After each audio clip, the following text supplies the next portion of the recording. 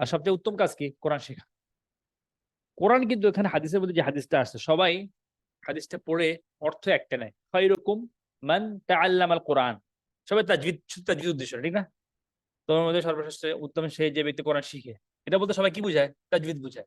কারণ তাজবিদ করতে আসছে, আসে না তো, শুধু তাজবিদ আসে নাই। যদি খায়রুকুম মান মান তাজাওয়াদা জাওয়াদা জাওয়াদা জাওয়াদাল কোরআনা, বুঝে আসছে? যে ব্যক্তি তাজবিদ সহ কোরআন পড়ে সে উত্তম, এটা বলে না কিন্তু, বুঝে আসছে? খায়রুকুম মান তাআল্লাম। এই তালিমের মধ্যে আসলে হচ্ছে দুইটা। কয়টা? দুইটা। একটা হচ্ছে বুঝতে পারা, একটা আমল করা। একটা বুঝতে পারা, একটা কি আমল করা। কিন্তু আমরা এই দুইটার একটার মধ্যেও নাই। কোনটার মধ্যে আছি? সহি করার মধ্যে। কিন্তু সহিটাও লাগবে। সহিটা হচ্ছে মাধ্যম, সহিটা আসল না। আর একটু ক্লিয়ার করে বুঝাচ্ছি, যেমন ওদু আসল না সালাত আসল? সালাত আসল। ওদুটা হচ্ছে কি লাগবে, এটা আপনার হচ্ছে শর্ত, এটা না হলে অজু সালাত হবে না। কিন্তু উদ্দেশ্য তো অজু করা না। একজন গিয়ে মসজিদে ধরেন আজান হয়েছে, অজু শুরু করছে, আজান হয়েছে, একামত হয়েছে, তা অজু করতেছে, নামাজ শেষ, তা অজু করতেছে, বুঝে আসছে? আপনি এই লোকের বোকা বলবেন না, বললেন এই বোকা মানুষ, অজু করছে তো করছে, 14 বার অজু করতেছে, বসে বসে পানি নষ্ট করতেছে, বুঝে আসছে? এখন আসলে কোরআন অবতীর্ণ করা হয়েছে কয় উদ্দেশ্যে? কি উদ্দেশ্যে? আল্লাহ বলছে লিয়াদাব্বারু আয়াতিহি, যেটা তারা কি করে? চিন্তা করে। আর তাদাব্বুর অর্থ হচ্ছে আল উসুল ইলা মাআনি, অর্থে পৌঁছা। আর অর্থ বুঝতে ভাষা লাগবে, ভাষা লাগবে। অর্থ বুঝতে কি লাগবে? ভাষা লাগবে। ভাষা ছাড়া আপনি অর্থ বুঝতে পারবেন না, বুঝে আসছে? অতএব মেন উদ্দেশ্য একটা কি? অর্থ বুঝা, মানে বুঝতে পারা। সেকেন্ডটা কি?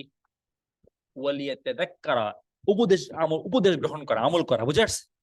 তাহলে বুঝা এবং আমল করা, এটা হচ্ছে মেইন উদ্দেশ্য কোরআন অবতীর্ণ করার। কিতাবান আনজালনাহু ইলাইকুম ওয়া রাকুল লিয়াদাব্বারু আয়াত, এটা আসল উদ্দেশ্য। আর তেলাওয়াত করাটা কি? আমি আসল, আমি এটা নকল উদ্দেশ্য বলবো না, এটা হচ্ছে কি ওটার উসিলা। আপনি উচ্চারণ ঠিক মতো না করলে আবার বুঝবেন কিভাবে?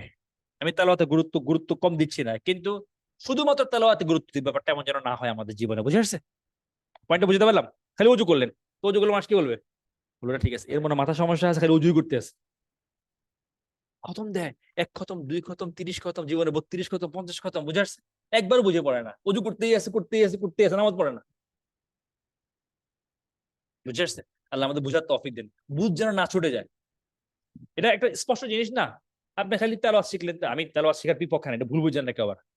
অবশ্যই সহি তেলাওয়াতও কি আমাদের জন্য আবশ্যকীয় জিনিস, কোনো সন্দেহ নেই। কিন্তু ওইটা আসল উদ্দেশ্য না। অজু লাগবেই, অজু ছাড়া নামাজ হবে না। কিন্তু অজু আসল না, নামাজ আসল। এটা এটা ফিক টার্ম আছে, পরে কোনো এক সময় বলবো ইনশাআল্লাহ। আসেন তাহলে ওই তো এই যে তাজবিদের ক্লাস করাচ্ছে, গ্রামারের ক্লাসের গুরুত্ব কোনো অংশ বেশি না, বরঞ্চ বেশি। তাজবিদের যে গ্রামার কি গুরুত্ব বেশি, আর তাজবিদ বেশি দিন লাগে না শিখতে আসলে। মাশাআল্লাহ, বাংলাদেশে যেভাবে শেখায় খুব ভালো শেখায় এবং বেশি দিন লাগে না এখন, আলহামদুলিল্লাহ। হ্যাঁ,